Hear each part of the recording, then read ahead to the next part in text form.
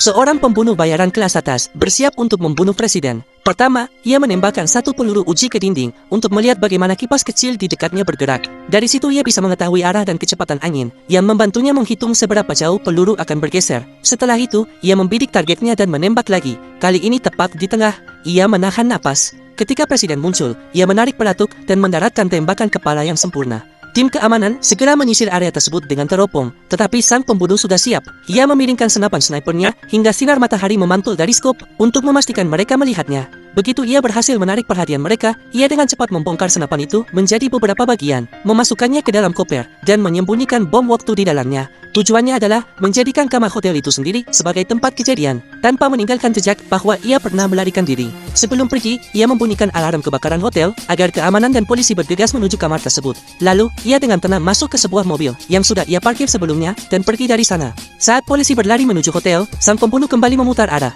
dan mengembalikan mobil umpan itu ke tempat parkir semula.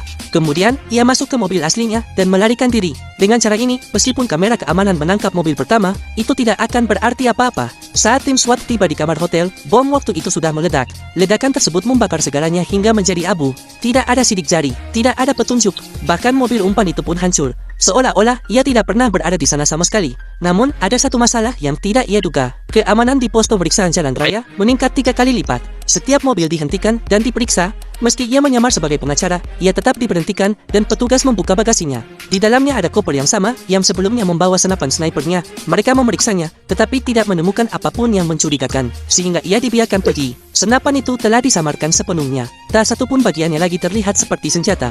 Gagangnya kini menjadi skop. Batang logam membentuk badan senjata. Kepala resleting berfungsi sebagai pelatuk. 4 peluru tersembunyi di dalam 4 roda koper. Semua orang terkejut. Tembakan itu diambil dari jarak 3.815 meter. Lebih jauh dari rekor sniper manapun di dunia. Sementara itu, sang pembunuh telah sampai di tempat persembunyiannya. Ia masuk ke internet untuk mengumpulkan pembayaran 30 juta dolar miliknya. Namun setelah menunggu lama, satu-satunya pesan yang ia terima adalah Bansa Kau. Nah, cuplikan adegan dari serial TV ini bisa kalian saksikan dengan judul The Day of the Jackal 2024.